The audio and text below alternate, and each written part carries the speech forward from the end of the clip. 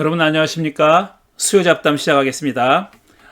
제 책 일그러진 영웅 대 만들어진 영웅, 사울 다윗 평전을 읽어가면서 설명하고 있는데, 이제 드디어 거의 마지막 마무리 단계에 도달했습니다. 오늘 제 6장, 오늘 6장을 마치면은 이제 다음 주에는 마무리하는 글, 닫는 글 전체적으로 다 한번 종합해보고 마지막 그 내용을 그러니까 정리하는 그런 내용을 얘기하면은 이 책을 마무리하게 됩니다. 긴 시간 동안 이 책을 조금씩 읽어가면서 설명을 했는데, 우리가 흔히 사울 다윗, 이스라엘 역사에서는 매우 중요한 인물입니다. 그렇게 생각하고 있고 역사적으로도 그렇습니다. 그런데 우리가 갖고 있는 성서가 다윗을 중심으로, 다윗을 중심 인물로 두고 그렇게 서술했기 때문에 상대적으로 그의 선왕인 사울, 그리고 다윗과 대립하는 관계에 있었던 사울은 상대적으로 낮게 평가되거나 아니면은 좋지 않은 인물로 그렇게 평가해 왔죠, 오랫동안. 그런데 그 이야기를 잘 읽어보면은 그렇게만도 볼 수 없다는 겁니다. 물론 다윗이 중요한 인물입니다. 그렇지만 다윗이 그렇다고 해서 흠결이 없거나 문제가 없는 인물은 아닙니다. 늘 쉽게 하는 말이지만 공과 사를, 그러니까 장점과 단점을 가능한 한 있는 그대로 평가하는 것이 중요하다는 말들은 하죠. 역사를 공부하는 사람이나 아니면 역사에 대해서 생각하는 사람들은 말은 그렇게 하지만 실제로 그렇게 객관적인 평가는 하지 않습니다. 상당히 주관적인 그런 평가가, 생각이 개입되게 마련인데, 이 두 사람의 역사와 관련해서는 그 두 사람의 이야기를 전하는, 역사를 전하는 성서 자체가 일단 다윗 편향적입니다. 그건 뭐 부인할 수 없는 사실이고요. 그러다 보니까 그 대척점에 서 있는 사울에 대해서는 좀 평가절하하는 경향이 성서 자체에도 있습니다. 그런데 그걸 잘 읽어보면은 그것보다는 우리가 조금 더 객관적인 쪽으로 움직이는, 객관적인 쪽에 서 있는 그런 역사를 알 수도 있습니다. 그 작업을 이 두 사람의 평전이라는 그 평전을 통해서 설명해 보려고 했던 것입니다. 자, 이제 마지막, 본문으로는 마지막 장, 6장, 마지막 권력 투쟁, 다윗은 이용당했나? 라는 제 6장의 내용을 살펴보겠습니다. 권불 10년이 가나안으로 옮겨가 권불 40년이 됐다. 유다의 왕이 되어 7년을, 유다와 이스라엘 통일 왕국의 왕이 되어 33년을 다스린 다윗도 늙으니, 이제 늙어버리니 이불을 덮어도 몸이 더워지지 않았다고 했습니다. 그래서 그는 젊고 아름다운 수넴 여인 처녀, 수넴 출신의 처녀 아비삭을 들여서, 왕궁에 들여서 그녀의 시중을 받아야 했습니다. 그렇지만 이 열왕기 기자는, 열왕기서를 쓴 사람은 다윗은 그녀와 관계하지는 않았다라고 얘기합니다. 아름다운 처녀, 젊은 처녀 아비삭을 다윗의 침실에 들여왔지만 다윗은 그녀와 성관계를 갖지는 않았다고 그렇게 굳이 밝혔다는 겁니다. 그런데 이 말은 무슨 말이냐 하면은 다윗이 갑자기 윤리의식이 높아져서 그런 그 성관계를 하지 않았다는 얘기가 아니라 그럴 힘이, 기력이 이미 없었다는 얘기입니다. 보충 설명. 열왕기상은 나이 들어 늙어버린 다윗의 상태에 대한 서술로 시작됩니다. 이제 하가 끝나고 이제 열왕기상이 시작됐는데, 열왕기상을 시작하는 말은 다윗이 이렇게 늙어서 기력이 없어져 버렸다라는 말로 시작한다는 겁니다. 이불을 덮어도 몸이 따뜻해지지 않아 젊고 아름다운 처녀를 품에 안고 잠들었지만 그녀와 관계하지는 않았다는 서술은 많은 것을 추측하게 만듭니다. 고대 중동 사회에서 왕의 왕성한 성능력은 곧 자식을 출산할 수 있는 능력을 얘기하는 겁니다. 이건 곧 정략 결혼을 할 수 있는 능력이었죠. 그러니까 결혼 자체가 정치였으니까 그때는 그런 능력이 왕성해야 많은 왕비와 후궁을 거느릴 수 있었고, 그게 외교니까요. 그런 능력이 왕성했다는 얘기는 곧 외교적인 능력, 권력의 크기를 상징하는 겁니다. 그런데 다윗이 아비삭과 함께 누워도 관계할 수 없었다는 얘기는 권력을 잃어버렸다는 말입니다. 그런 뜻입니다. 권력이 이제 그에게서 떠나갔다라는 것을 상징적으로 보여주는 이야기입니다. 아비삭이 궁전에 들어온 목적은 왕의 성적 능력을 높일 목적이었다고, 거기 있었다고 추측하는 학자도 있습니다. 그런 학자도 있어요. 하지만 그것도 효과가 없었으니 이제는 더 이상 왕좌에 머물러 있을 수가 없게 됐고 후계자를 세워야 할 때가 왔다는 겁니다. 그런데 후계자의 문제, 그러니까 왕위 계승에 있어서 문제가 있었죠. 암논과 압살롬이 죽는 바람에 왕위 계승 1순위가 된 사람은 아도니아입니다. 암논이 맏아들인데 암논이 어떻게 죽었어요? 이복 여동생을 강간했다가 그의 오라비인 압살롬에 의해서 살해당했고, 또 그 다음 이제 왕위 계승권자가 된 압살롬은 그것 자체가 흠이죠. 자기 이복 형을 죽였으니까요. 그래서 반란을 일으킵니다. 그래서 반란이 실패하고 죽임을 당하죠. 그렇게 되는 바람에 왕위 계승 1순위가 된 사람은 아도니아입니다.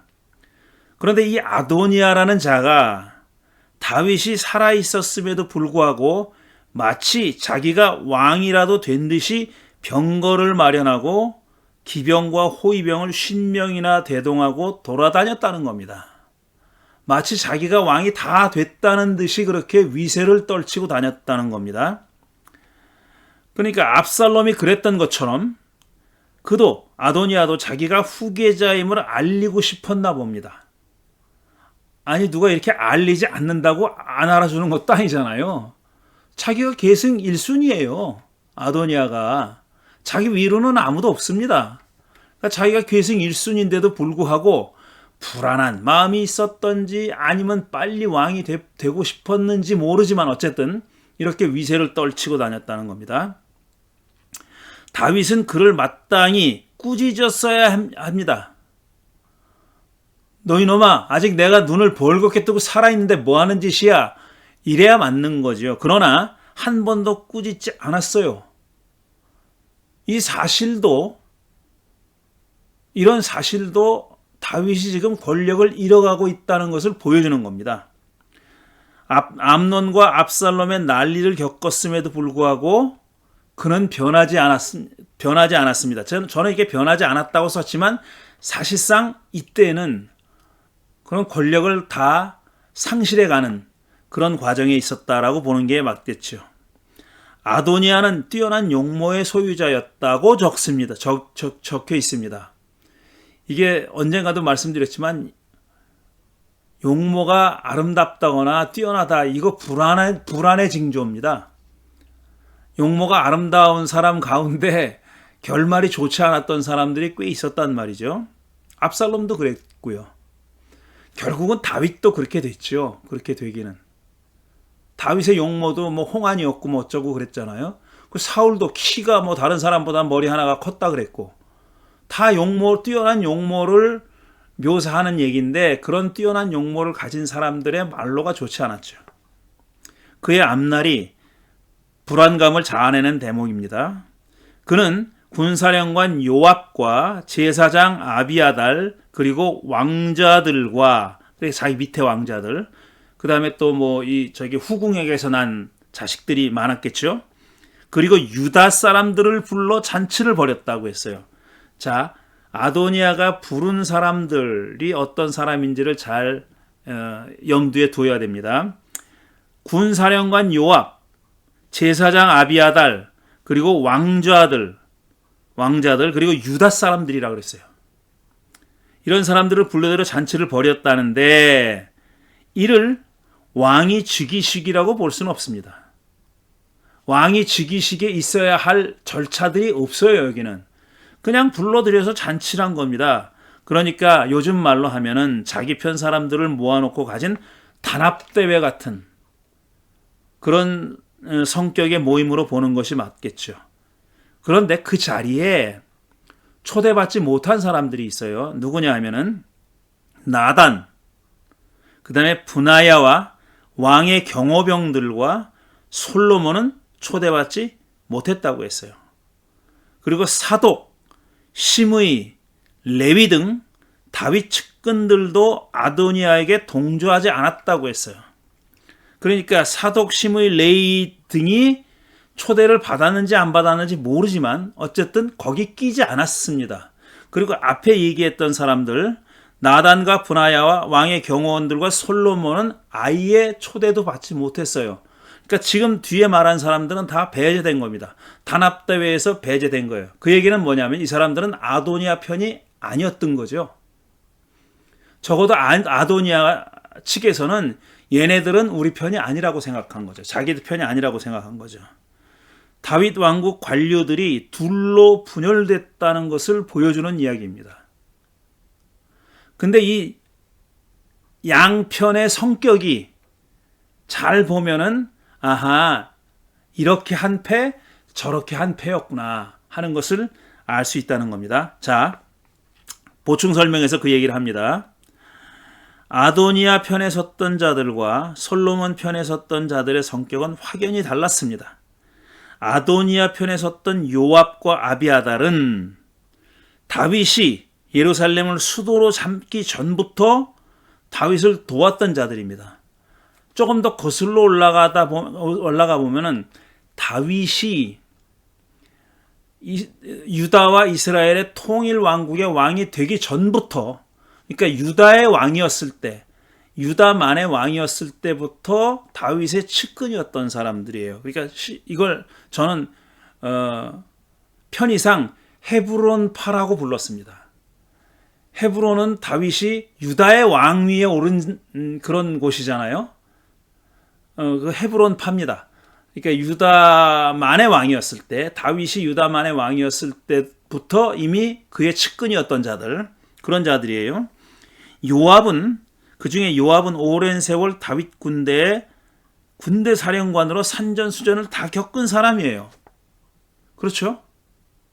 그 다음에 아비아달은 엘리의 후손이며 실로와 노베 제사장으로서 압살롬 반란 때 다윗 편에서 공로를 세운 사람이죠. 다윗과 함께 도망 나왔다가 다시 들어갔잖아요. 다시 들어가서 궤를 가지고, 야훼 언약궤를 가지고 다시 들어갔던 사람이에요. 그 다음에 솔로몬 편에 섰던 사독은 다윗이 예루살렘에 자리 잡은 후에 발탁된 제사장입니다. 그래서 그는 여부스 출신이었을 가능성이 높다라고 학자들은 보고 있죠. 그리고 나단 역시 예루살렘 이후 시대에 등장한 예언자입니다. 나단은 그러니까 다윗이 예루살렘을 함락하기 전에는 등장하지 않아요. 그 이후에 등장한 예언자입니다. 대부분 사독과 함께 언급됩니다. 그러니까 나단과 사독은 하나의 쌍이에요. 페어예요. 페어. 같은 편이에요. 브나야는 또 누구냐면 다윗의 직할 부대라고 할 수 있는 직업 군인의 사령관입니다. 브나야는 그러니까 다윗 직속, 다윗이 월급 줘서 부리는 그런 용병의 사령관이에요. 그러니까 민병대 사령관이 아닙니다. 전투가 벌어지면, 전쟁이 나면은 그때만 소집돼서 싸우는 그런 군인의 사령관이 아니라 그건 요압입니다. 이 브나야는 용병의 사령관이에요. 그러니까 직제로 보면은 아마도 요압의 지시를 받는, 형식적으로는 그랬겠죠. 왜냐하면 요압이 총사령관이니까. 그렇지만 별도의 군대였던 것만은 사실입니다. 이 역시 예루살렘 이후의 시대 인물입니다. 왕좌를 두고 벌였던, 그 이전에도 물론 다윗이 용병을 거느리고 있었을 수는 있어요. 그렇지만 그들이 두드러지게 활약을 했을 때는 언제냐? 예루살렘을 함락했을 때죠. 그러니까 예루살렘 함락 이후에 전면에 등장했던, 중요한 역할을 했던 그런 부대가 바로 브나야가 이끄는 용병 부대였다 이겁니다. 왕좌를 두고 벌어진 아도니아와 솔로몬의 경쟁은 이렇게 명확하게 경계선이 있는 다윗 왕실 내부의 파벌 싸움이기도 했습니다. 저는 이거를 헤브론파, 예루살렘파 이렇게 불렀습니다. 이 상황에서 나단이 움직였습니다. 자, 이제 아도니아가 자기 측근들을 불러 모아놓고 잔치를 벌였어요. 비록 그게 즉위식은 아니라 할지라도 자기들이 이렇게 존재하고 있다는 것을 세상에 드러내 보여준 거죠.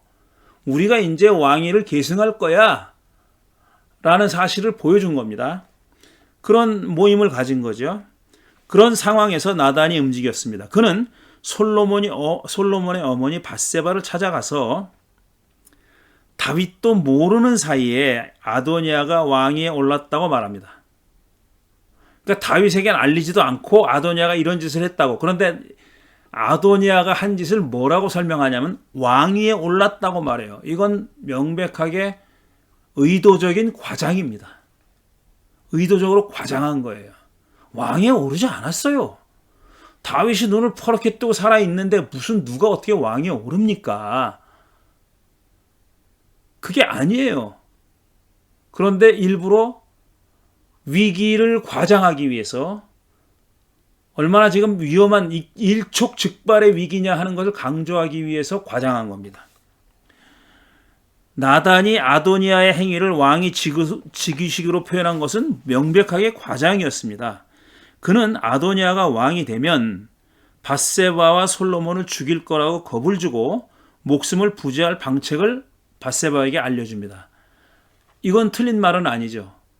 왕에 오르면 경쟁자였던 사람, 언제든지 자기의 왕좌를 탈취할 것 같은 사람을 제거하죠. 솔로몬이 그 후보자니까 솔로몬과 그의 어머니 밧세바를 제거할 가능성은 높았죠. 그러니까 그거를 가지고 겁을 주면서 자, 이렇게만 하면 당신들 목숨이 부지될 뿐 아니라 솔로몬이 왕위에 오를 수 있어 라고 밧세바를 꼬드긴 겁니다. 나단은 밧세바에게 당장 다윗에게 가서 일찍이 그가 솔로몬에게 왕위를 물려주겠다고 맹세했다는 사실을 상기시키라고 얘기해요. 그러니까 솔로몬에게 왕위를 물려주겠다고 다윗이 밧세바에게 맹세했다는 거예요. 그 사실을 상기시키라고 얘기합니다. 그런데 그런 맹세를 했다는 얘기가 안 나옵니다. 그런 맹세를 했다는 얘기가 없어요. 그거 굉장히 중요한 얘기인데 그런 맹세를 했다면 어딘가 적었을 텐데, 기록이 있을 텐데 그런 기록은 없습니다. 그러니까 맹세를 했는지 안 했는지 모르는 거예요. 독자들은 알 수가 없어요. 그리고 사실 다윗도 나이가 많아졌기 때문에 늙었기 때문에 다윗의 기억이 분명한지도 의문입니다. 그러니까 맹세했다 안 했다보다 더 그것도 중요하지만 다윗이 그거를 어떻게 기억하느냐 하는 것도 중요한 거죠.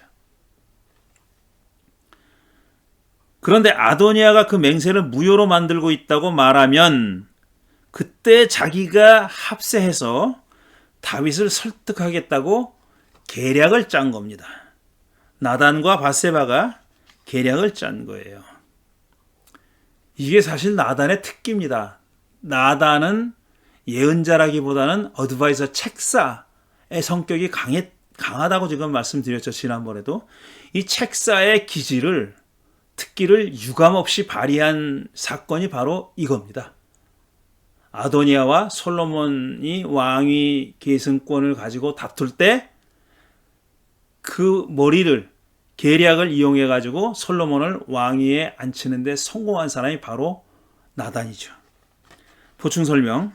나단은 밧세바에게 조언할 때 야훼에 대해서 이런 반구 말하지 않습니다.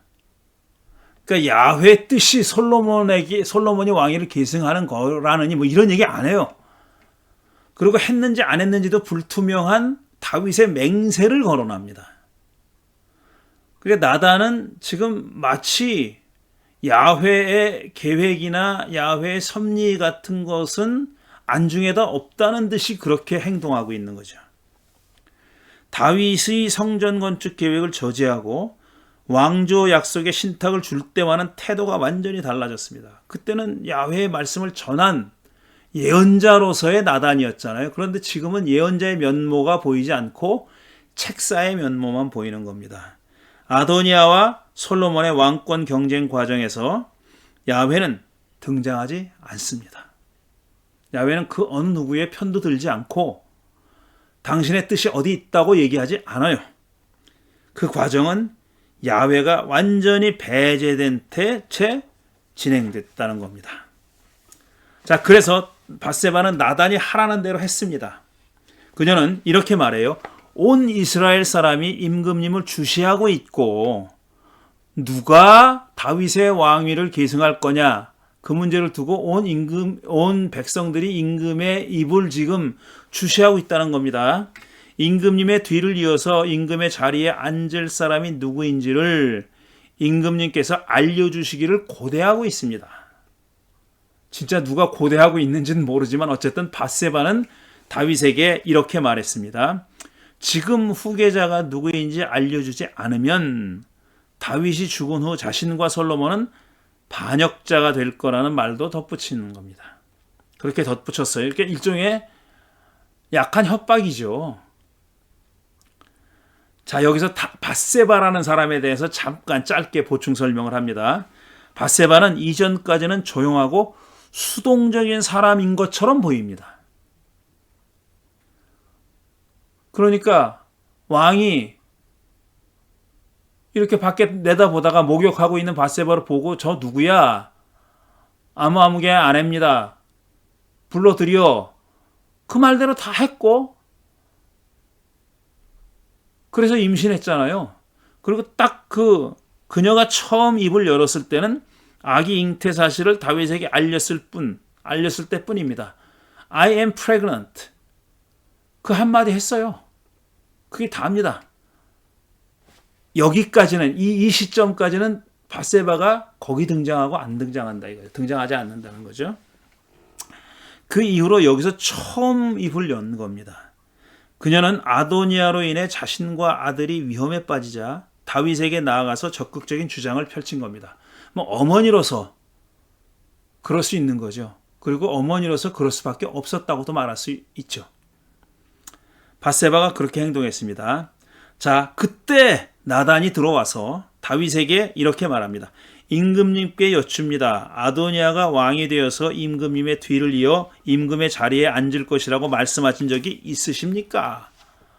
이거 아주 이 머리 좋게 아주 현명하다는 자기의 목적을 이루는데 가장 적합한 수사법을 사용한 거죠. 왕을 자극한 거예요. 언제 당신이 아도니아에게 왕위를 물려준다고 얘기한 적이 있습니까? 이렇게 물었어요. 얘기한 적이 없다면 다윗이 화가 나게 돼 있죠.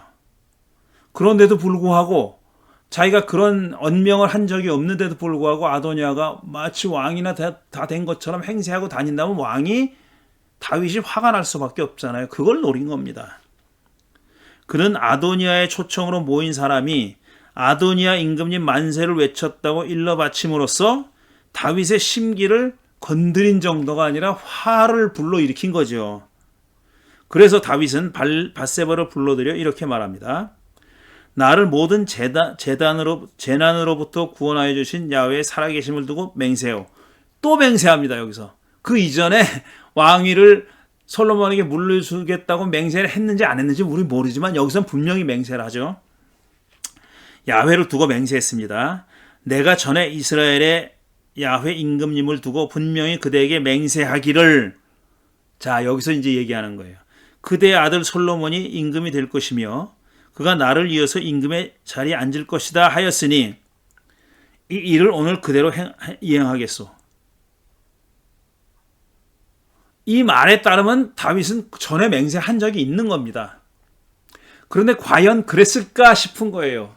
왜냐하면 옆에서 자꾸 이렇게 맹세했지 얘기하면은 늙은 다윗은 그런가 보다 기억이 분명치 않으니까 그럴 수 있는 거 아니에요. 게다가 아도니아라는 녀석이 자기 허락도 받지 않고 왕 행세를 한다고 화가 날 수밖에 없죠. 그렇게 몰고 간 겁니다. 나단과 밧세바가 다윗을 그렇게 몰고 간 거예요. 자, 여기서 그는 맹세라는 말을 2번 썼습니다. 과거에 솔로몬에게 왕좌를 물려주리라고 맹세했고 오늘 그 일을 이행할 것을 맹세합니다. 반드시 이행하고 말겠다는 각오의 표현으로 이해할 수 있죠. 그는 나단과 브나야를 불러서 이렇게 지시합니다. 왕의 노새에 솔로몬을 태우고 신하들을 거느리고 기혼으로 내려가서 거기서 사독과 나단이 솔로몬에게 기름을 부어, 이게 절차, 공식적인 절차예요. 왕위에 오르는 공식적인 절차. 기름을 부어 그를 이스라엘의 왕으로 세운 다음에 뿔나파를 불며 솔로몬 왕 만세를 외치게 하라고 그렇게 합니다. 그런 후에 자기가 솔로몬을 왕좌에 앉혀서 그를 왕으로 삼겠다고 얘기합니다. 일단 예식을 치르면 자기가 가서 공식적으로 그 절차를 추인하겠다, 이런 뜻이죠. 나단과 브나야가 지시대로 행하자 모든 백성이 솔로몬 왕 만세를 외쳤다고 했습니다. 모든 백성이 그의 뒤를 따라 올라와 피리를 불면서 열광적으로 기뻐했는데 그 기뻐하는 소리 때문에 세상이 떠나갈 듯했다라고 적고 있습니다. 이건 백성들이 인정했다는 얘기입니다. 백성들이 인정했다는 얘기. 자, 보충 설명. 이 왕위 계승 절차에 대해서 약간 보충 설명합니다. 이런 혼란은 이스라엘의 왕위 계승 원칙이 아직 제대로 확립되어 있지 않은 데서 비롯됐습니다. 토무 이시다라고 하는, 그러니까 지난 세기 말 1900년대 말에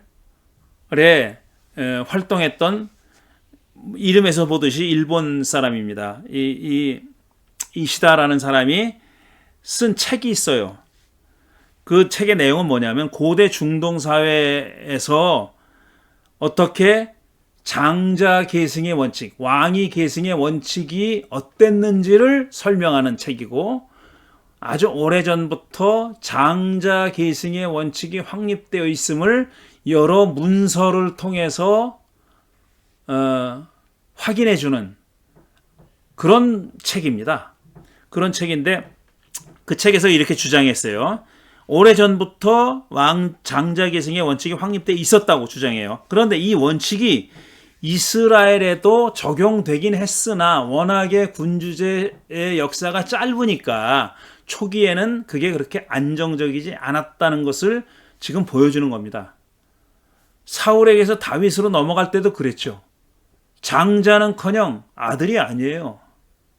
게다가 다윗의 왕권이 넘어가는데도 혼란이 많았잖아. 암논이 나오고 압살롬이 나오고 지금 뭐 아도니아가 나오고 솔로몬이 나오고 복잡하잖아요. 그게 아직 그러니까 확고하게 장자 계승의 원칙이 확립되지 않았음을 보여주는 거죠. 원칙이 주변 나라에서 다 있으니까, 주변 종족들도 다 가지고 있으니까 참고는 해야 했지만 아직 실제로 그 제도가 확립되기 전이니까, 군주제도가 확립되는 과정에 있었으니까 그 장자 계승의 원칙도 그것도 역시 확고하게 자리 잡지 않았다라는 얘기입니다. 이 토무시다라는 사람 쓴 책이 The Royal Dynasties in Ancient Israel, A Study of the Formation and Development of Royal Dynastic Ideology라는 책이 있어요. 제가 이 책을 제가 그 MDB thesis 쓸 때, 졸업 논문 쓸 때 많이 참고했던 책인데 당연히 이 책이 한국에 없었어요. 그래서 그 미국에 가시는 분한테 특별히 부탁을 해가지고 그 보스턴대학 도서관에서 카피해서 가져다 주셔서 그 책을 가지고 제가 공부했습니다. 하지만 군주제 역사가 짧았던 이스라엘에서 초기부터 이 원칙이 안정적으로 자리 잡았다고 볼 수 없다는 의견도 있습니다. 또 일리가 있는 의견이죠. 자, 이스라엘에서 왕이 되려면, 그리고 고대 중동 문화권에서 대부분 비슷한 절차를 가지고 있었어요. 첫째로 왕이 되려면 기름 부음으로 상징되는 신의 승인, 이스라엘은 야훼 승인, 야훼가 승인한 사람에게 기름 붓는 겁니다. 자, 그런 승인과 환호, 백성들의 환호, 그러니까 신의 승인만 받으면 되는 게 아니에요. 백성들이 환호하는 절차가 필요했다는 겁니다. 그러니까 야훼도 승인해야 되고 백성들도 환호해야 되는 거예요. 그 과정이 필요한 겁니다. 그리고 사실은 그 중간에 야훼의 승인을 받았다 할지라도 그 왕의 자질이 있느냐, 그 왕의 일을 제대로 할 수 있는지 하는 것을 입증했어야 됐습니다. 그게 보통은 전투에 나가서 이기는 겁니다. 전투에 나가서 패하잖아요. 그러면 신의 승인을 받았다 하더라도 왕이 되지 못하는 경우도 많았습니다. 그런데 사울도 그렇고 다윗도 그렇고 그 전투에 나가서 승리하는 과정을 겪었습니다. 그리고 나서 백성들이 환호하면서 그를 왕으로 세우는 겁니다. 이런 과정이었다는 거죠. 아도니아와 솔로몬의 경우에는 둘 중에 하나 또는 둘 다 결여되어 있었습니다. 이 두 왕이 또 그 왕으로서의 자질을 입증하는 그 전투에서의 승리도 없었어요. 전투가 없었어요. 그런데 이 아도니아의 경우에는 자기들끼리 모여서 왕 만세했지 백성들이 환호했다는 얘기가 없는데, 솔로몬은 그런 절차가 있었던 거죠. 그러니까 측근들의 환호가 전체 백성 혹은 백성의 대표들의 환호를 대체할 수는 없습니다. 그건 측근들일 뿐이에요. 매틴저는 또 다른 사람인데요. 매틴저는 이스라엘의 왕들이 백성들과 신에 의해서 정당성을 부여받는 과정과 절차에 대해서 정말 훌륭한 연구서를 내놨습니다. 이 매틴저는 북유럽 사람인데요. 스웨덴, 이제 노르웨이 사람인데, 영어로 쓴 King and Messiah라는 책이 있어요. The Civil and Sacred Legitimation of the Israelite Kings라는 책입니다. 그러니까 백성들로부터 civil, 정당성을 인정받는 과정이 필요하고, sacred, 신으로부터 정당성을 인정받는 과정이 필요한 겁니다. 이 두 양측으로부터 정당성을 인정받는 그런 과정이 필요했다라는 연구서. 이것도 마찬가지로 그 보선 도서관에서 복사해온 책인데, 그걸 가지고 제가 공부했습니다. 한 300여 페이지 되는 그런 책인데요. 이 시다의 책은 뭐 300페이지는 안 되는 책인데, 아주 밀도 있는 책. 이 시다의 책은 아마 박사학위 논문이라고 제가 기억하고 있고, 그 다음에 이 매틴저의 책은 박사학위 논문은 아닙니다. 근데 이 매틴저라는 사람은 이 이외에도 참 흥미로운 책들을 많이 썼어요. 예레미야에 관한 책도 쓰고 몇 권의 책을 썼습니다. 안식일에 관한 책도 쓰고 그랬어요. 그런데 이 굉장히 아주 그 중요한 역할을 했던 그런 구약 성서학자죠. 아주 독특한 그런 학자입니다. 계속해서 아도니아 일행은 이런 사실을 모르고 먹고 마시다가 아비아달 제사장의 아들 요나단에게 다윗이 솔로몬을 왕으로 삼았다는 소식을 들었습니다. 한참 신나서 먹고 마시고 있는데 소식을 들은 거예요. 요나단은 자기가 그 자리에 있었던 것처럼 상세하게 전합니다. 그 얘기를 듣고 사람들은 모두 주랭랑을 칩니다. 내뺐어요. 아도니아는 성소로 달려가서 제단 뿔을 잡았다고 했어요. 왜 이런 행동을 했느냐 하면은 제단 뿔을 붙잡은 사람은 사건의 진실이 밝혀질 때까지 죽이지도 끌어내지도 못하는 법이 있었습니다. 그러니까 제단 뿔을 붙잡으면 무조건 다 살려두는 건 아니에요. 사건의 진상이 확인될 때까지는 먼저 벌하지 못하는 겁니다. 죽이지 못하는 거예요.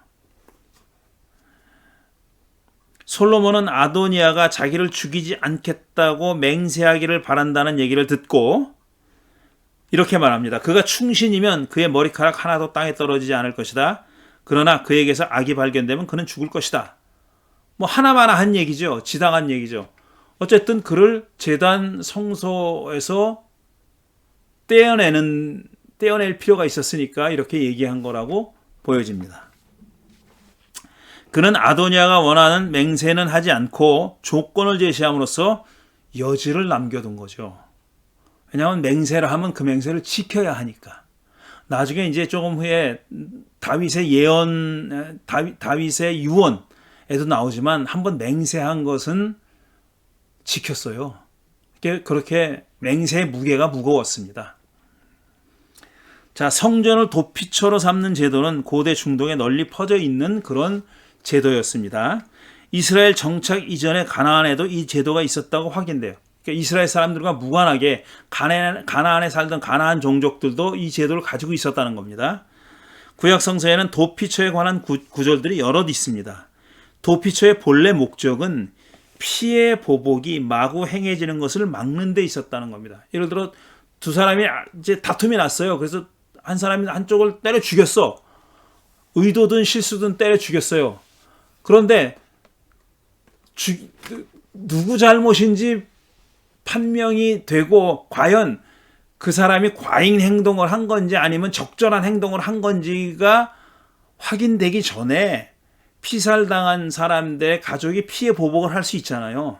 재판을 받아보지 않고 몰려가서 때려 죽일 수도 있잖아요. 그러니까 그때 이 살해한 사람은 성소로 가서 제단 뿔을 붙잡으라는 거예요.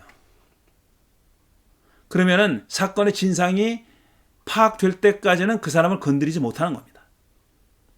그런 법이 있었어요. 이게 우리가 흔히 눈에는 눈, 이에는 이라고 하는 동형보복법이 있잖아요. 똑같은 형태로 보복하라는 거. 그거 굉장히 무자비한 법이라고 자꾸 생각하는데 그 고대 사회에서는 그게 과도한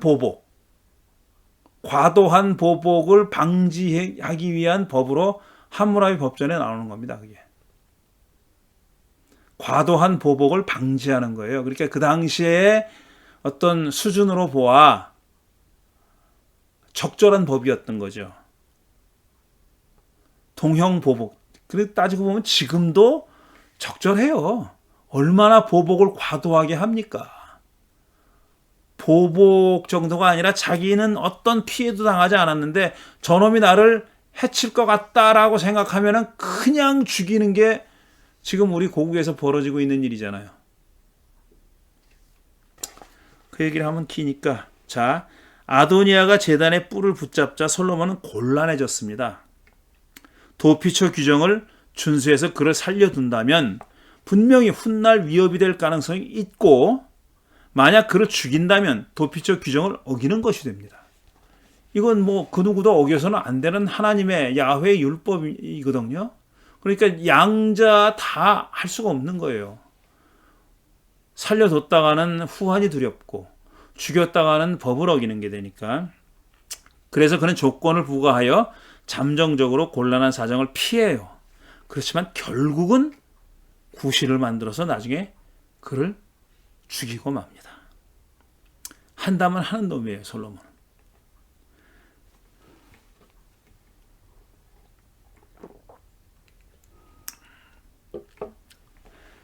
다윗은 솔로몬을 왕좌에 앉힌 후 죽을 때가 되자 솔로몬에게 유언을 남깁니다.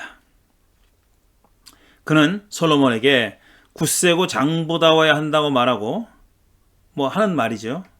하느님의 명령을 지키고 율법을 준수하면 만사 형통할 것이라고 격려한 다음에 이것도 하는 말이죠.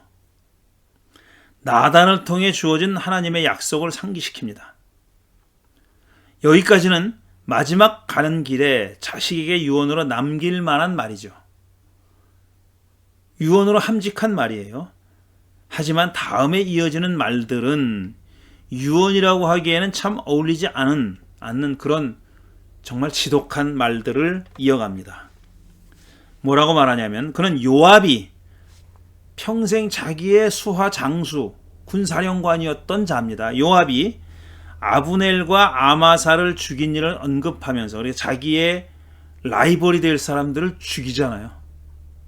게다가 압살롬도 요압이 죽였잖아요. 압살롬 얘기는 안 합니다. 왜냐하면 요압이 죽였는지 요압이 죽이지 않은 걸로 돼 있으니까. 아브넬과 아마사를 죽인 일을 언급하며 뭐라고 얘기하냐면 그가 백발이 성성하게 살다가 평안히 스올에 내려가도록 내버려 두지 말라. 말은 아주 멋있게 얘기했지만 죽이라는 얘기죠. 결국은 그렇게 말합니다. 그러니까 요압을 죽이라고 얘기한 거예요. 그는 압살롬을 피해 도망쳤을 때 자기를 도와준 바르실레의 아들들에게 자비를 베풀라고 말하고 바르실레를 예루살렘을 같이 가자 그랬더니 바르실레가 사양했죠. 그렇게 얘기하고 심의 그러니까 이 살인마야라고 막 비난했던 다윗이 압살롬을 피해서 도망갈 때 그 도망가는 다윗의 뒤통수에다 대고 이 살인마야라고 비난했던 그 심의가 백발의 피를 묻혀 수올로 내려가게 하라고 당부했습니다. 그 앞에 요압은 부정문으로 얘기했고 지금 이 심의에게는 긍정문으로 얘기했어요. 하지만 내용은 똑같습니다. 죽여라. 그 얘기입니다. 그는 다윗을 모욕하고 저주했지만 야훼에게 맹세했기 때문에 죽이지 못했다면서 자기 아들한테 이렇게 당부했습니다. 그러니까 유언이 얘도 죽이고 얘도 죽여라. 이렇게 얘기한 겁니다. 다윗은 죽어서 조상들과 함께 다윗성에 안장되었다고 했습니다. 자, 왕위 계승자 솔로몬은 열왕기상 1장에 와서 비로소 본격적으로 등장합니다. 그가 태어났다는 짧은 서술, 그러니까 먼저 아들이 죽고 그 다음에 또 밧세바가 임신해서 낳은 아들이 솔로몬이잖아요. 그 짧은 서술 이후 솔로몬은 줄곧 등장하지 않아요. 무대 밖에 있었다. 아도니아가 측근을 불러서 왕위 즉위식을 방불케 하는 잔치를 베푼 일 때문에 왕위 계승의 문제가 불거진 후에 비로소 솔로몬이 등장합니다. 그는 역사에서 배운 게 없는 인물이었습니다. 누가? 아도니아가 그랬다는 거예요. 실패한 쿠데타의 주인공 압살롬의 행위를 그대로 따라했어요. 왕이 위세를 부리고 돌아다닌 것도 똑같아요. 둘의 차이는 뭐냐면 압살롬은 다윗이 고점에 이르렀을 때 안정적으로 나라를 통치했을 때 쿠데타를 일으켰는데 아도니아는 다윗이 권력을 거의 잃었을 때 나이 많아 늙어졌을 때 그렇게 거사했다는 점이 다른 겁니다. 그리고 압살롬은 아주 능동적으로 했지만 사실 아도니아는 쿠데타라고 부르기도 부끄러운 그런 수준이었죠. 단합대 정도 수준이었습니다. 그냥 기다리면 왕좌를 차지할 가능성이 높았음에도 불구하고 아도니아는 쿠데타를 도모했던 겁니다. 그런 점에서는 어리석거나 오만했다고 볼 수 있는 거죠. 둘의 경쟁에서 주연은 아도니아도 솔로몬도 아닌 나단이었고 조연은 밧세바였습니다. 성전을 짓겠다는 다윗에게 왕조를 주겠다는 야훼의 약속을 전했고 불륜과 살인을 저지른 다윗을 심하게 꾸짖기도 했던 나단입니다. 여기서 받는 인상이 강렬해서 사람들은 나단하면 추상같이 다윗을 꾸짖는 예언자의 모습을 떠올립니다. 하지만 열왕기상 1장의 나단은 전혀 다른 사람이에요. 일단 야훼에게 무슨 묻거나 야훼의 신탁을 받거나 이런 일이 없습니다.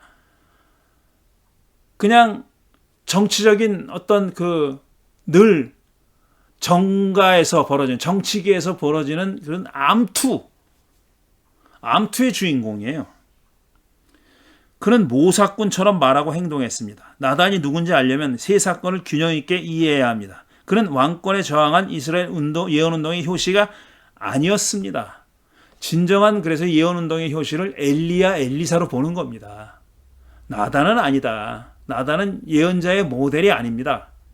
이건 모사꾼의 모델이죠. 오히려. 그는 다른 목적을 갖고 정치행위를 했던 세력의 중심인물이었던 겁니다. 사무엘하 7장과 12장에도 왕위 계승의 주제가 밑바닥에 깔려있죠. 사무엘하 7장은 왕조를 약속했으니까, 다윗의 후손이 그의 왕좌를 이을 것이라고 말했으니까, 이것도 다이내스티에 관한, 왕위 계승에 관한 이야기고요. 사무엘하 12장에 계승자인 솔로몬이 태어났잖아요.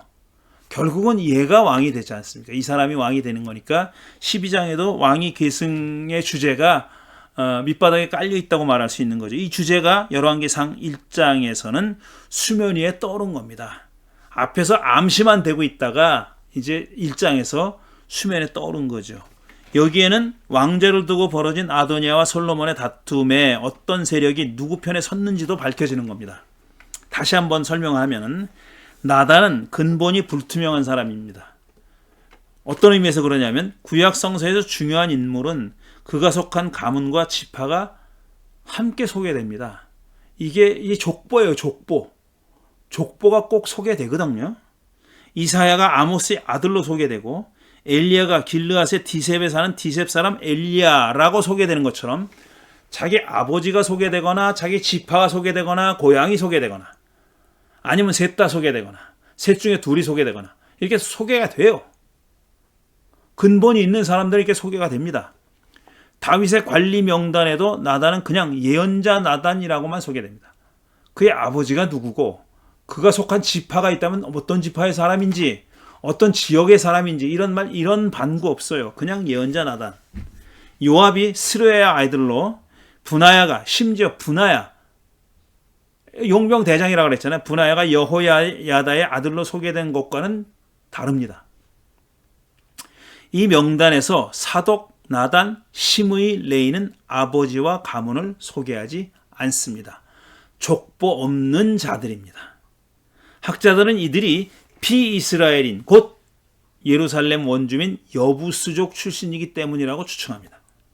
근데 참 이상한 것도 하나 여기 쓰진 않았지만 우리야, 그러니까 밧세바의 남편 우리야는 햇사람이라고 그랬어요.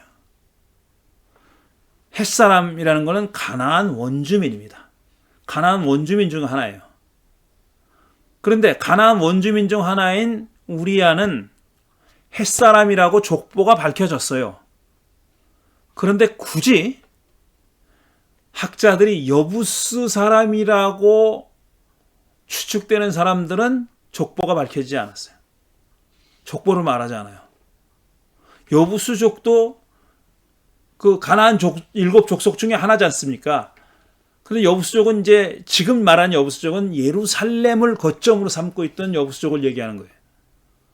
근데 그 예루살렘을 다윗이 정복하면서 중심지로 삼았잖아요. 거기다가 성전을 지음으로써 솔로몬이 그게 이스라엘의 중심지가 됐잖아요. 그리고 신학적으로는 그냥 정치적인 중심지 정도가 아니라 신학적으로는 아주 그야말로 야훼 하나님이 거하시는 곳이고 우주의 중심인 것처럼 그렇게 이데올로기가 만들어집니다. 신학이. 그런데 그 땅을 원래 갖고 있던 자들이 여부스 사람들이에요. 그런데 그 여부스 출신 사람들은 여부스 출신이라고 말하지 않아요. 그래서 추측할 뿐입니다. 나단, 사독, 여기 이름 든 사람들, 족보가 밝혀지지 않은 사람들은 아마도 여부스 출신일 텐데 그 사실이 감춰져 있습니다. 왜 그랬을까? 보충 설명. 자, 사무엘하 8장 17절은 사독을 지금 근본이 없다고 제가 여러 말씀드린 사독은 아히투베의 아들로 소개됩니다. 아히두베의 아들로 소개돼요. 여기 한 군데만 딱 그래요. 그런데 사무엘상 22장 20절과 23장 6절에서 아히멜렉이 아비아달의 아버지고, 사무엘상 14장 3절에는 아히두비 엘리의 손자로 돼 있어요. 엘리, 실로의 제사장이던 엘리 말하는 거예요. 그렇다면 사독은 엘리의 증손자가 되는 겁니다.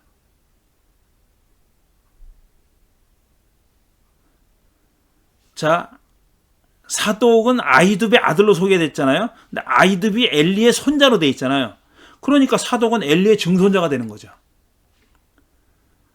사무엘상 22장 20절에 따르면 노베 제, 그런데 문제는 뭐냐면 그런가 보다, 그럴 수 있겠네, 이렇게 생각하잖아요. 그런데 사무엘상 22장 20절에 따르면 노베 제사장 중에서 사울의 칼을 피해 달아난 유일한 사람은 아비아달이 다 죽었어요. 그때 다 죽었어요. 그러니 사독은 아히두베의 아들이 될 수가 없죠. 다 죽었으니까. 아비아달만 빼놓고 다 죽었으니까 될 수 없어요, 이게. 그러니까 학자들은 사무엘하 8장 17절, 그러니까 사독을 아히두베의 아들로 소개하는 그 절은 사독을 억지로 엘리 가문과 연결하는데, 이는 그를 이스라엘의 정통 제사장 집안으로 만들고 싶었기 때문이 아닐까라고 추측할 수 있겠다는 거죠. 그러니까 이런 얘기를 자꾸 하면 이거 얘기하지 않는다고 이 사실이 없어지는 건 아니에요. 그렇게 써 있어요. 지금 읽은 사무엘하, 사무엘상 이런데 다 이렇게 써 있어요. 근데 이걸 잘 조합해서 읽어보면 이런 결론을 내릴 수밖에 없는데 다 죽었단 말이에요. 앞뒤가 맞질 않잖아요. 그러니까 아마도 이렇게 추측할 수 있는 거죠. 본래 사독은 여부수 출신으로 근본을 말할 수가 없는데, 그러면 문제가 되니까 이렇게 억지로 갖다 붙인 거 아니냐라는 얘기죠. 나단과 사독은 다윗이 예루살렘을 정복하기 전에는 등장하지 않습니다. 대부분의 경우에 둘은 함께 등장합니다. 예루살렘은 다윗이 정복하기 전에도 수천 년 긴 역사를 가진 유서 깊은 성읍이에요. 오랫동안 사람들이 살고 있었던 그런 곳입니다. 아마르나 문서에 따르면, 그러니까 에집트의 아마르나라는 곳에서 발견된 토판들 얘기하는 거예요. 그 아마르나 문서에 따르면은 그 아마르나 문서는 뭐냐면 에집트의 파라오와 이 가나안에 있는 조그만 왕들 간에 주고받은 서신들이에요. 물론 이 아마르나는 에집트 땅에 있으니까 이 가나안에 있는 조그만 왕들이 보낸 서신들만 거기 있어요. 파라오가 보낸 서신은 가나안에 있어야 되는데 그건 발견되지 않았고, 가나안 사람들이 파라오한테 보낸 것만 아마르나에 묻혀 있다가 발견됐으니까요. 거기도 예루살렘 왕이 많이 나와요, 거기. 그러니까 오랜 역사를 가지고 있는, 오랫동안 사람이 거주했던 그런 곳입니다. 예루살렘은 기원전 15, 14세기에도 주변 지역의 광범위하게 영향력을 행사했던 곳입니다. 다윗은 이 도시를 수하의 직업군인, 그러니까 용병의 힘으로 정복했죠. 이때 그는 원주민 여부수 사람들을 죽이지 않았습니다. 그는 오랜 역사를 가진 여부수의 제도, 제의, 성소 등을 통치에 활용하는 정책을 썼죠. 사독과 나단을, 그러니까 예루살렘 성전을 건축한 것도 그들의 신학이었다는 겁니다. 야훼가 나단에게 나타나서 하신 말씀 보세요. 내가 언제 집 지어달라더냐? 나는 광야에 있을 때도 천막에서 살았잖아 라고 얘기한다고 돼 있죠. 그게 이스라엘 사람들의 어떤 그 출애굽한 사람들의 신의 임재에 관한 신학이에요. 자기들이 믿고 경배하는 신이, 하나님이, 야훼가 어디 계시느냐, 그건 사람이 손으로 지어놓은 집이 아니다라는 거예요. 우리들과 함께 행진하는, 돌아다니는, 임시 거주지인 천막에 거주하면서 같이 동행하는 그런 신이라는 겁니다. 근데 내가 언제 집 지어달랬어? 근데 집을 지었잖아요. 근데 그 집을 짓는 신학은 어디에서 왔느냐 하면은 이스라엘의 그런 광야 전통에서 온 게 아니라 여부수 사람들의 신학에서 왔다는 얘기입니다. 사독과 나단을 각각 제사장과 왕실 예언자로 기용한 것도 그 정책의 일환이었어요. 그러니까 그쪽 여부수 사람들을 기용한 겁니다. 나단은 예언자로 불리지만 열왕기상 1장이 보여주는 그는 야훼 신탁을 전하는 고전적 예언자는 아니었습니다. 그는 예언자보다도 아히도벨이나 후세처럼 책사에 가까웠죠.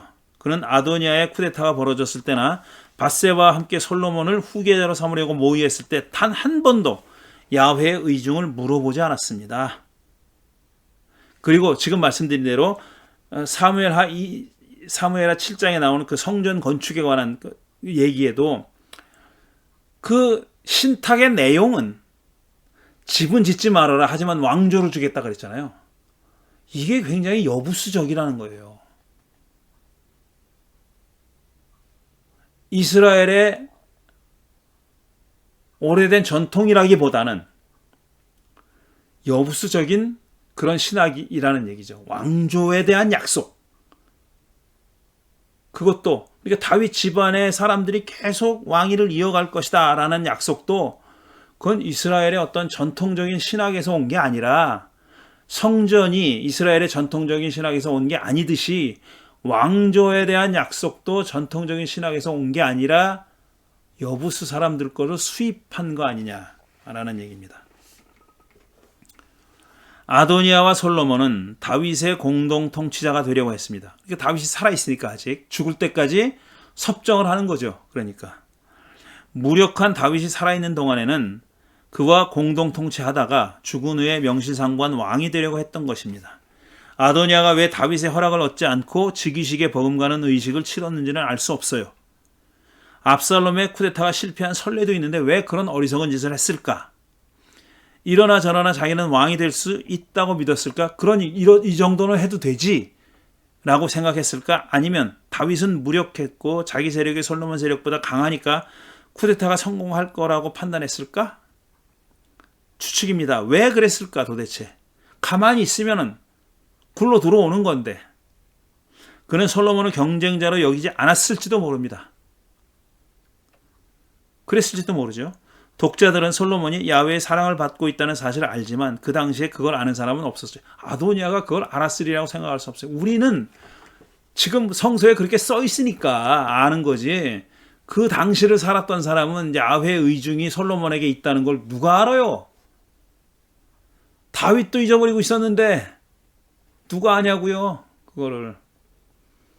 그러니 후대 사람들이 아는 걸 그때 사람들도 알았으리라고 생각하면 안 됩니다. 그거는. 아도니아가 왕노름에 취해 있을 때 궁중에서는 또 다른 쿠데타 음모가 진행되고 있었습니다. 이 쿠데타는 주도자가 나단이었습니다. 저는 이것도 일종의 쿠데타라고 본 거예요. 어떤 의미에서 그러냐면 그는 다윗 몰래 즉위식에 버금가는 행사를 치른 아도니아와는 달리 다윗을 속이기로 한 겁니다. 맹세? 제가 보기엔 한 적 없어요. 그거 늙은 다윗에게 주입시킨 겁니다. 나단이 밧세바와 짜고 주입시킨 거예요. 그는 그의 다윗의 책사 혹은 예언자라는 권위도 가지고 있잖아요. 권위.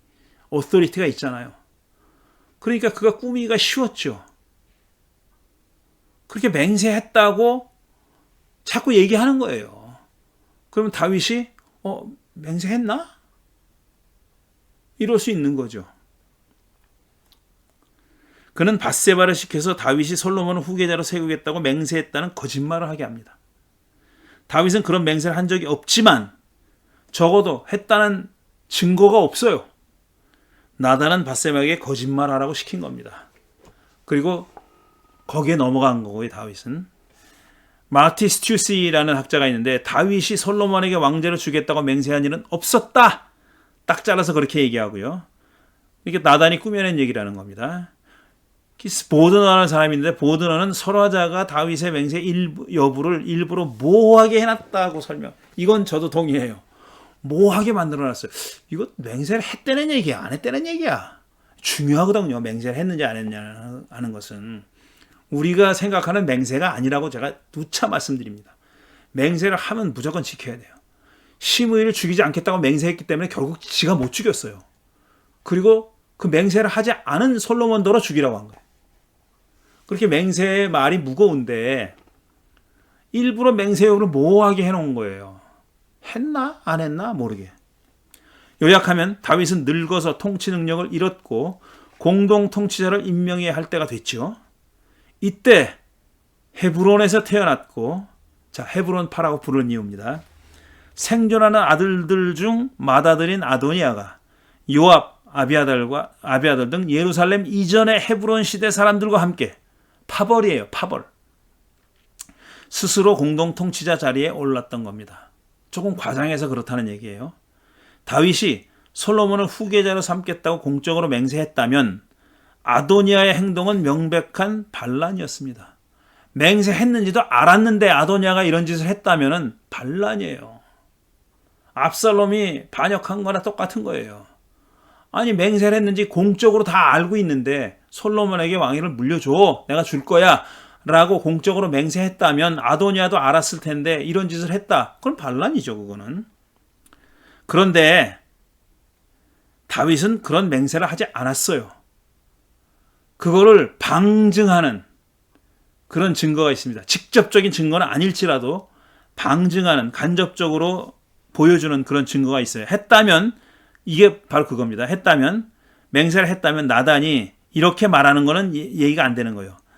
이 일, 그러니까 아도니아가 측근들을 모아놓고 잔치를 벌인 일이 임금님께서 하신 일이면 임금님의 뒤를 이어서 임금의 자리에 앉을 사람이 누구인지를 임금님의 종인 저에게만은 알려주실 수 있었을 겁니다.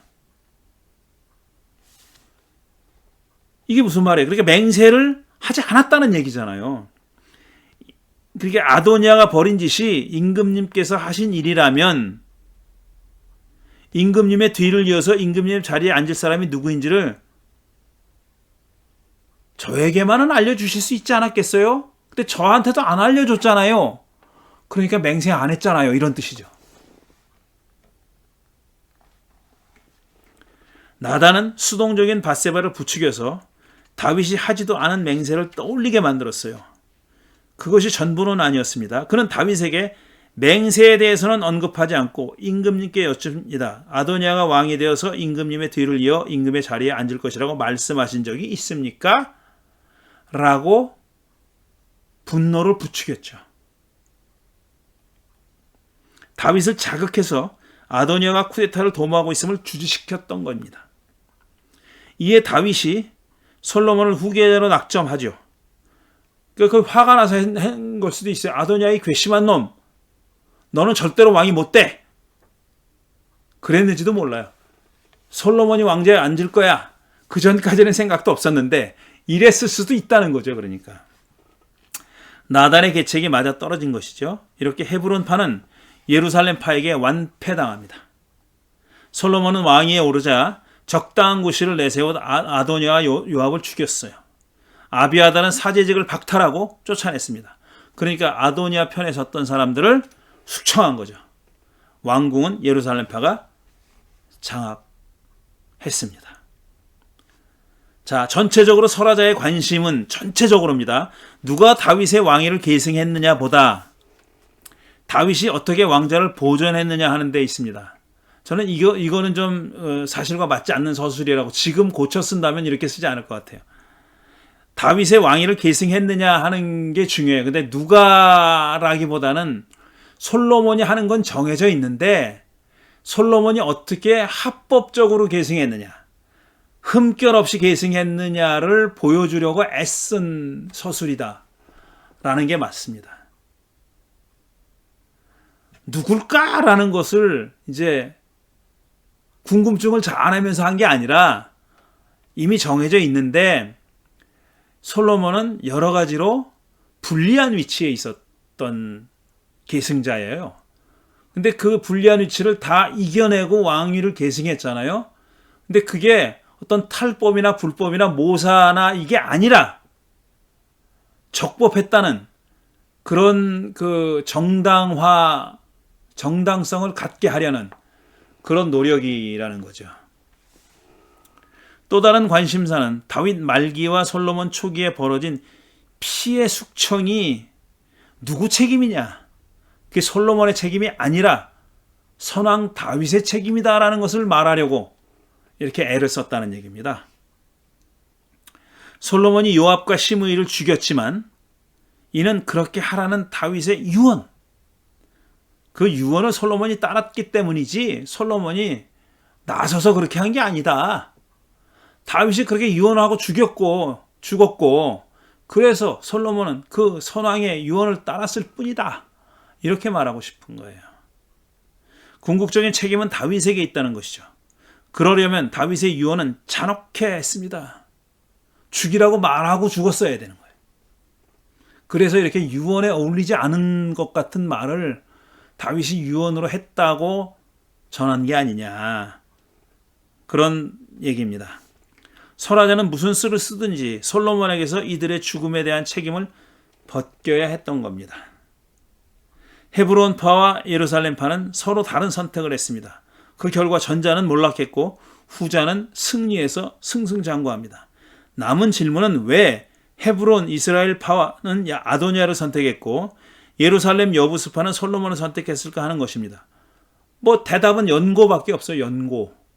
아도니아는 헤브론에서 태어난 사람이고 솔로몬은 사실 솔로몬 여부스파 사람들이 솔로몬을 선택한 이유는 알기가 힘들어요.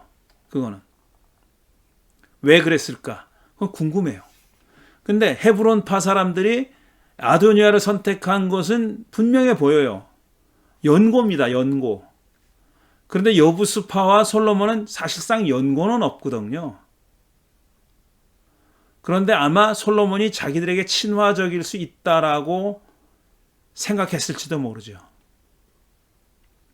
설화자는 이 질문에 대해 끝내 침묵합니다. 말하지 않아요. 하지만 솔로몬이 왕좌에 오른 후에 이스라엘적 요소들은 급속히 악화됐고 가나안적 요소가 지배적이 됐다는 사실은 분명히 확인할 수 있습니다. 여러 가지 있지만 후궁들을 많이 거느렸잖아요. 후궁을 거느렸다는 것의 어떤 그 윤리적인 문제라기보다는 그게 가나안의 왕들이 늘 하던 짓입니다. 그대로 한 거예요. 물론 다윗에게도 후궁이 있었지만 솔로몬처럼 외교적으로 정략적으로 하진 않았어요. 그런 점에서 예루살렘 여부스파가 정치적으로 승리했다. 나중에 전개되는 과정을 보니 정치적으로 이때 승리한 거다라는 그런 얘기입니다. 작은 단락 3번 짧으니까 마저 하겠습니다. 그래야 다음 주에 이제 닿는 걸 마지막 총정리를 하고 마칠 수가 있겠습니다. 사람은 늙고 무력해지면 밑바닥에 감춰뒀던 어두운 품성이 드러나게 마련인가 봅니다. 늙으면 이제 자제력도 많이 없어지죠, 사실. 늙어서 나날이 몸이 식어가던 다윗이 생애 마지막에 보여준 모습이 그랬습니다. 나단과 밧세바의 계략이 혹은 넘어간 척해서 하지도 않은 맹세에 얽매여 자의반 타의반으로 솔로몬을 후계자로 세운 그는 보호 본능을 자극할 정도로 약한 사람이 되어버렸어요. 아비삭이 몸을 데펴줘야 겨우 잠잘 수 있는 그런 사람이 되어버린 겁니다. 그리고 그 똑똑한 지략가였던, 좋게 말하면 지혜자고 나쁘게 말하면 지략가였던 다윗이 이렇게 남의 계략에 그냥 넘어가요. 쉽게 넘어가잖아요. 압살롬의 죽음에 한없이 통곡했던 그의 모습은 이렇게 약해질 것을 미리 보여준 전조같이 저는 그렇게 느껴집니다. 하지만 숨을 거두기 직전에 솔로몬을 옆에 앉혀놓고 했던 유언은 믿음이든 정치적 고려 때문이든 그동안 드러내놓지 못하고 깊이 감춰뒀던 속마음을 그대로 드러낸 것이었다.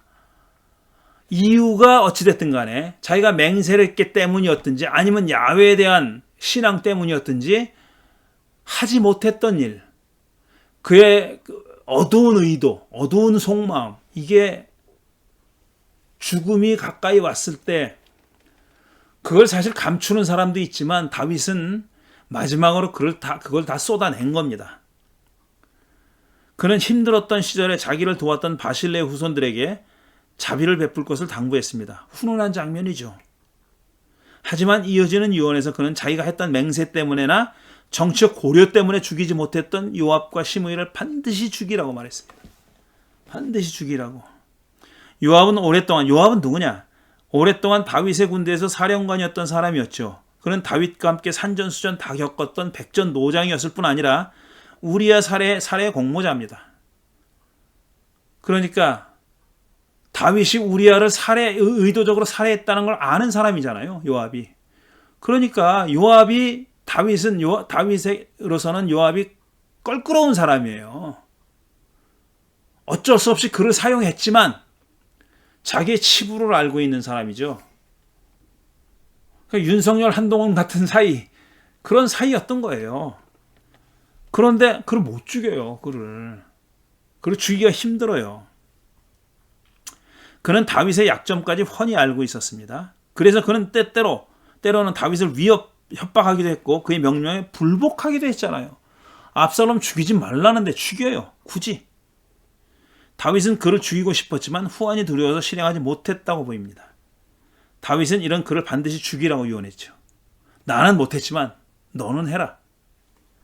다윗은 정치적 상황 때문에 시므이를 죽이지 못했어요. 그래서 시므이만 무서웠던 게 아니라 그 뒤에 있던 베냐민 지파 사람들, 사울 선왕의 후예들, 선왕을 따르는 자들, 그게 무서웠던 거예요, 사실은. 그의 뒤에는 사울 집안의 남은 자들과 베냐민 지파와 이스라엘이 버티고 있었죠.